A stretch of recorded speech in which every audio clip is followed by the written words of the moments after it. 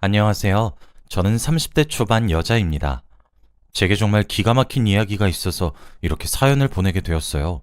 세상이 좁다는 말이 그리 틀린 말은 아닌 것 같더라고요. 저는 이번에 어떤 여자에게 오랜 세월 동안 마음에 담아만 뒀던 복수를 했고 성공했습니다. 그래서 그 이야기를 이번에 해드리려고 합니다.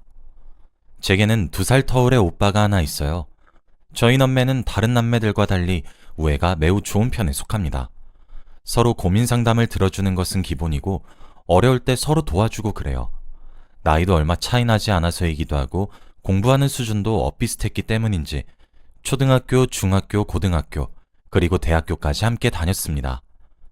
초중고 시절에는 등하교도 겹치는 기간에는 매일 함께 했었어요.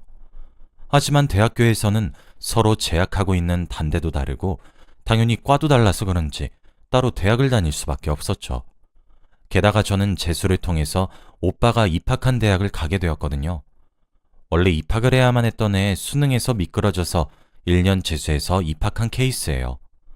저희 남매가 생각보다 둘 다 머리가 좀 좋은 편이거든요. 그리고 제가 입학을 하던 해 오빠가 군대에 입대를 하기도 했고요. 제가 재수학원을 다녔을 때 저랑 동갑인 친구가 한 명 있었습니다. 재수학원이 저는 기숙학원이었어요. 그래서 그런지 진짜 너무 힘들었습니다. 그때 만난 친구였고 이름은 민지였어요. 민지와는 정말 마음이 잘 맞는 친구였죠. 그래서 공부 시간을 제외하고는 늘 함께 붙어 다니며 지냈고 또 잘 지냈습니다. 심지어 대학교 원서를 쓸 때에도 저와 민지는 함께 같은 대학에 붙었어요. 비록 과는 달랐지만 대학교에 가서 자주 만나기로 약속을 했죠. 그렇게 입학을 하게 되었고 민지와 당연히 만났습니다. 우린 같은 과도 아니고 같은 단대도 아니었기 때문에 동아리라도 함께 들자고 했어요. 그렇게 우리는 여행 동아리에 함께 가입하게 되었습니다. 그리고 저희가 가입한 여행 동아리의 회장 오빠를 민지가 좋아하게 되었어요. 제게 밀어달라고 부탁까지 하더라고요. 저는 당연히 저만 믿으라고 호언장담을 했어요. 그래서 회장 오빠가 오는 자리에 민지가 저를 끌고 가면서 모든 술자리에 참석했습니다. 저는 사실 흐트러지는 것을 별로 좋아하지 않아서 술자리를 그렇게 선호하는 편은 아니에요. 제가 취하지 않고 마실 수 있을 만큼만 마시고 말거든요. 그런데 그날 누구 생일이었나? 그랬던 날이었어요. 그래서 그런지 술에 죽자는 식으로 사람들 대다수가 이기지도 못하는 술을 들이부어 마시기 시작했죠. 저는 뭐 그렇게 죽은 사람들 치우는 담당이었고요. 그런데 그때 동아리에서 가장 짓궂기로 소문난 오빠가 저랑 민지를 꼽으면서 제 칭찬을 막 하기 시작했어요. 아, 민지? 민지도 이뻐. 다 좋아. 그런데, 진짜. 아연이가 진짜 예쁘다니까? 아연아, 너 우리 동아리에서 너 남몰래 짝사랑하는 사람 얼마나 많은지 모르지? 아니, 저기 널브러져 있는 우리 동아리 회장님도 너 좋아하잖아.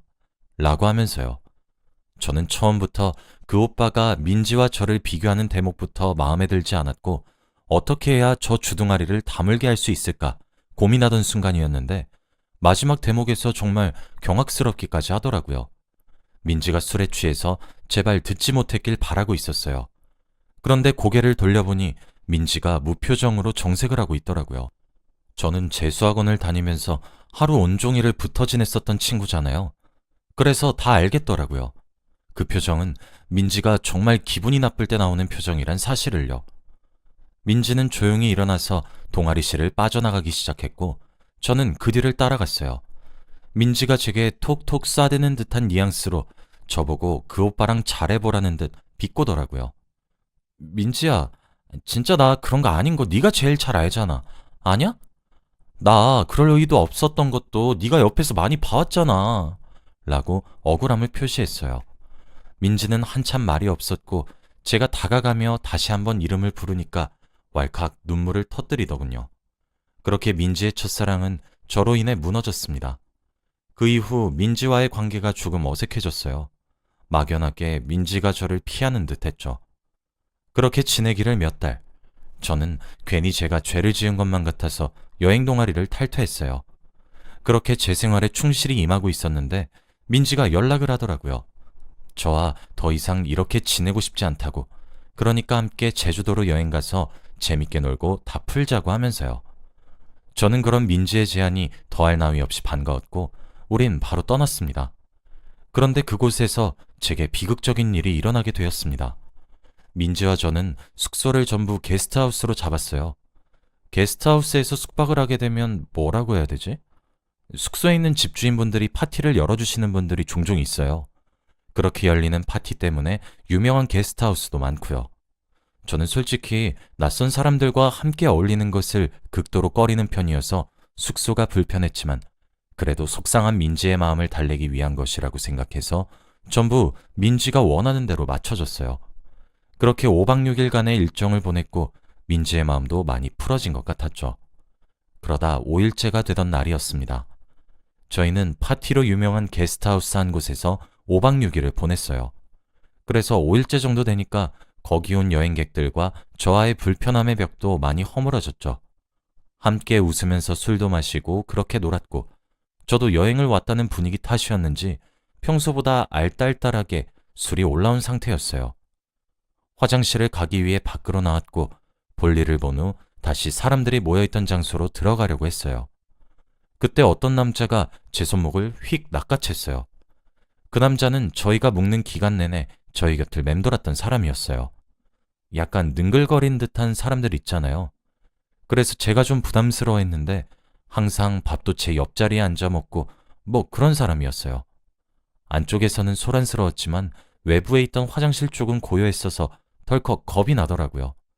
손을 빼려고 해도 놔주지 않고 제게 역겨운 미소를 지으며 갑자기 저를 확 껴고 맞추기 시작하더라고요. 당연히 저항했어요. 제가 이러지 말라고 저항하니까 제 뺨을 찰싹 때리더라고요.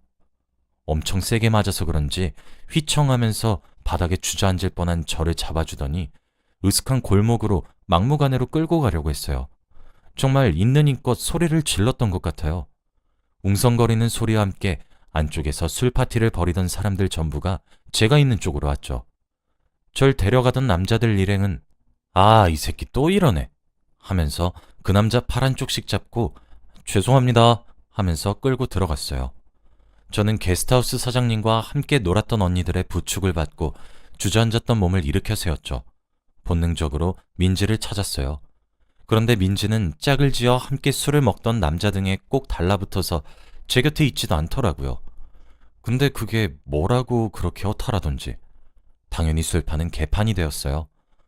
저는 게스트하우스 사장님께 진술서를 써주시라고 울면서 부탁을 드렸습니다. 그리고 저는 뜬 눈으로 밤을 지새우고 바로 아침 비행기로 제 것만 변경해서 서울로 돌아왔고 오자마자 바로 경찰에 신고했습니다. 민진 그때 방에 들어오지도 않았어요. 그때 짝지어진 남자랑 함께 밤을 보내는 것 같더라고요. 진짜 기가 막혔습니다. 친구가 이딴 꼴을 당했는데 남자에 미쳐서 해벌레하는 꼴이라니 어이가 없더군요. 경찰에 신고했더니 증거가 모자라서 증인이 필요하다 하셨고 저는 게스트하우스 사장님이 봤다고 얘기했어요. 그리고 다행스럽게도 그때 주차장에 있었던 자동차 블랙박스에 모든 정황이 담겨 있었습니다.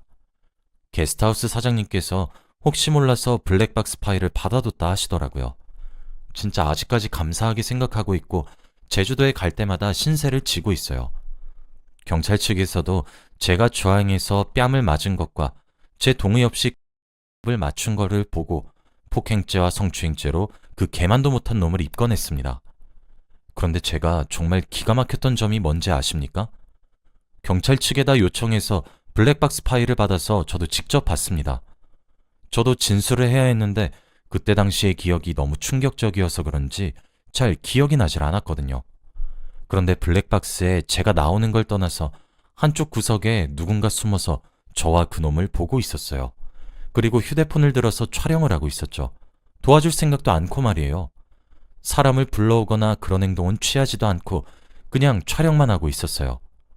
그리고 그 사람이 민지였습니다. 제가 그 꼴을 당하는 걸 혼자서 고스란히 보고 촬영한 거였고 제가 소란을 일으켜 사람들이 달려나오자 그제서야 본인도 방금 도착한 척을 하고 앉아있더라고요. 저는 제가 너무 큰 충격을 받아서 제게 연락하는 것을 자제하는 배려를 해주고 있다고 생각했는데 아니더라고요. 진짜 제가 겪은 일도 어이가 없고 정신이 나갈 것 같은데 민지의 기가 막힌 배신은 제게 큰 상처가 되었습니다. 저는 민지에게 연락을 했지만 닿지 않았어요. 수십 통을 걸어도 받질 않더라고요. 그래서 민지에게 문자를 보냈죠. 나 우리 제주도 갔을 때 있었던 일 블랙박스 손에 넣었어. 근데 너 뒤에서 다 보고 있었더라? 나 그래서 몰래 카메라로 나 촬영한 걸로 너 고소하려고 해. 네가 내 전화를 계속 피해서 이렇게 알려. 제가 문자를 보내고 10분도 채 되지 않아 민지가 스스로 전화가 걸려오더군요. 그동안 바빠서 문자를 이제 확인했다는 민지가 얼마나 가증스러웠던지 제가 만나자고 그러길래 어디까지 하나 보자 싶어서 알겠다고 했어요. 민지는 만나서 제게 미안하다고 빌더라고요. 자기가 말리기엔 용기가 부족했고 증거에 쓰일 수 있게 동영상이라도 찍어준 것이라고 해명하는데 가소롭기 그지없더라고요. 그럴 거면 제 연락을 왜 피하나요? 제가 증언해달라고 했을 때 왜 거절을 했냐고요. 뿐만 아니라 그때 제주도에서 절 도와준 언니가 말하길 제가 하룻밤 불장난에 환장한 사람이라 소문까지 냈더라고요. 그래서 그놈이 제게 그렇게 다가온 것이라고 하면서요. 저는 그때 민지를 친구로서 모든 정을 뗄 수 있었고 변호사를 만나서 고소하겠다고 했어요. 민지는 싹싹 빌더라고요. 저는 선처하지 않았고 그대로 경찰에 고소했습니다. 민지의 컴퓨터에 백업된 파일과 휴대폰에 백업한 것까지 참 많이도 백업해두었더군요. 재생해서 시청하니 제가 뺨을 맞는 모습에서 킥킥거리며 웃는 소리까지 들려오더군요. 저는 정말 커다란 충격을 느꼈어요. 민지는 벌금형을 받게 되었고 저는 그 이후로 민지와 연을 끊어냈습니다. 그렇게 10년이 지났어요. 저희 남매의 우애는 매우 진한 편이지만 사실 서로의 연애사는 서로에게 잘 말하지 않아요. 서로 궁금해하지도 않고 말이에요. 그러다 저희 오빠가 30 중반을 앞두고 결혼하고 싶은 여자가 있다고 얘기를 하더군요. 저희 부모님과 저는 오빠에게 축하한다고 했고 오빠는 주말에 함께 오겠다고 했죠. 토요일이 되었고 저와 엄마는 아침부터 오빠가 데려올 여자친구를 맞이하기 위해 음식 준비에 청소에 유난이란 유난은 다 떨었어요. 그리고 초인종 소리와 함께 문을 열었고 그곳에 서 있는 것은 오빠와 오빠의 여자친구였습니다. 그리고 오빠의 여자친구는 민지였어요. 표정 관리요? 전혀 되지 않았고 진짜 예의 하나도 제대로 차리지 못하겠더라고요. 진짜 너무 소름이 끼쳐서요. 저를 보고 두 눈이 동그래진 것을 보고 민지도 적잖이 놀랐다고 생각했습니다. 일단 그렇게 계속 세워둘 수가 없어서 집 안으로 들였고 식사를 하게 되었습니다. 솔직히 밥이 목구멍으로 넘어가는지 콧구멍으로 넘어가는지 알 수가 없었어요. 먹는 둥 마는 둥 하는 저를 가족 모두가 걱정했고 민지가 제게 슬쩍 다가와 따로 보자고 하더라고요. 뭐 다른 사람들은 그런 상황에서 바보 멍청이처럼 또 따로 보자고 한다고 따로 볼지 몰라도 저는 똑똑한 머리를 가지고 있었습니다. 그래서 반대로 협박했죠. 네가 새언니로 들어온다고? 너 진짜 무슨 자신감으로 그러는 거야? 어? 네가 새언니로 들어와서 집안을 활개치고 다니면 내가 겁이라도 먹고 쫄 거라고 생각했니? 기회 줄 때 우리 오빠랑 깔끔하게 헤어져. 남의 행복한 집안 네 인성처럼 콩가루로 만들지 말고. 알았어? 민지가 제게 뭐라 할 말이 있겠습니까? 울그락불그락 하는 얼굴로도 끝까지 사과하는 꼴은 좀 우습더군요. 저는 민지 앞에서 보란듯이 오빠에게 할 말이 있다고 이야기했고 민지는 사색이 되었죠. 사실 저희 집 여유롭습니다. 저랑 오빠 직업도 엄청 좋아요. 그리고 오빠는 저보다 더 똑똑한 데다가 얼굴도 인정하기 싫지만 잘생겨서 인기도 많고 결혼시장에서 정말 1등 신랑감입니다. 저희 어머니랑 아버지도 젊었던 시절 자수성가하셔서 조그만 사업을 하나 굴리시고 있는데 솔직히 돈이 썩어 빠집니다. 민지가 팔자 고치려고 저희 오빠를 물었다고 해도 일리 있다고 이해가 될 정도였으니까요. 사실 그때 당했던 고소부터 모든 일은 제 용돈에서 해결했고 가족 그 누구에게도 털어놓지 않았습니다. 하지만 그 여자가 제 새언니가 될지도 모른다면 상황이 다르다고 느꼈고 오빠에게 털어놓자고 마음먹었죠.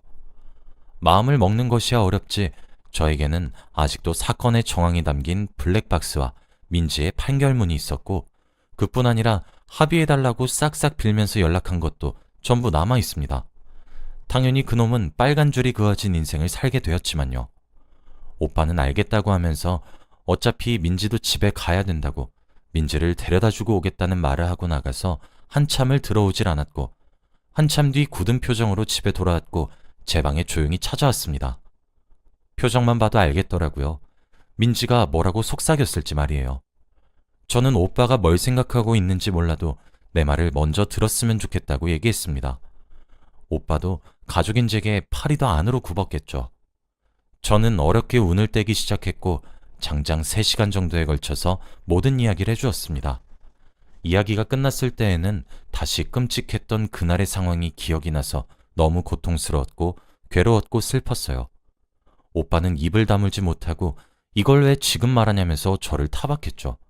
한참을 절 안아서 토닥여주며 달래주더라고요. 알고 보니 민지를 데려다주면서 민지가 차 안에서 한바탕 울었다고 하더군요. 제가 신우짓을 하려고 한다고, 자기한테 기지 않으면 괴롭혀서 차라리 죽고 싶게 만들어주겠다고 본인을 협박했다 하더군요. 그래서 오빠가 처음엔 믿지 않았지만 그래도 너무 울면서 이야기를 해서 혹시나 싶었답니다. 그런데 제 이야기를 듣고 상황 파악을 해보니 민지가 먼저 선수를 쳤던 거였죠. 오빠는 민지의 판결문을 듣고 잠시 나갔다 온다고 쌩 나갔습니다. 누가 봐도 민지를 찾아가는구나 싶었죠. 저는 그렇게 뛰쳐나가는 오빠를 불러세웠고 따라가겠다고 했어요. 민지가 제게 수치심과 굴욕을 몰래 촬영을 하는 것으로 주었으니 저도 똑같이 해주고 싶었어요. 원래 똑같이 행동해서 같은 사람이 되지 말라고 어른들이 가르치시잖아요. 저는 그 말에 동의하지 않아요. 같은 사람이 되지 않고 평생 한이 맺힐 바에야 그냥 동급으로 취급당하고 한을 풀며 살고 싶어요. 오빠는 민지를 불러냈고 민지는 한 번에 나왔죠. 오빠는 민지 얼굴에다가 판결문을 던지면서 내 동생이 뭐라고 했을지 너 짐작하지? 해명할 순 있냐? 라고 비꼬았어요. 솔직히 저희 오빠 눈이 좀 돌아갔더라고요. 민진 그때 제게 말을 하더라고요. 처음부터 제가 싫었다고 하면서요. 그래도 별 수 없죠. 이미 제 인생이 걔보다 더 나은 삶이란 사실은 걔가 살고 있는 다 쓰러져가는 주택만 봐도 알겠더라고요. 사는 꼴이 참 보기 좋아. 너 같은 쓰레기한테 딱 어울리는 집이네. 라는 말로 민지의 속을 긁어주고 저는 오빠와 함께 집으로 돌아왔습니다. 오빠가 민지한테 그러더라고요. 한 번만 더 내 동생 포함한 우리 가족 눈에 띄면 죽여버릴 줄 알아. 하면서 말이에요. 저희 오빠는 그 후로 몇 달 동안 죄책감에 시달렸습니다. 동생의 어려움을 몰랐던 것과 본인이 만난 여자로 인해 동생에게 다시 안 좋은 기억을 떠올리게 했단 점에서요. 저희 오빠지만 참 고마웠고 든든하게 느껴졌습니다.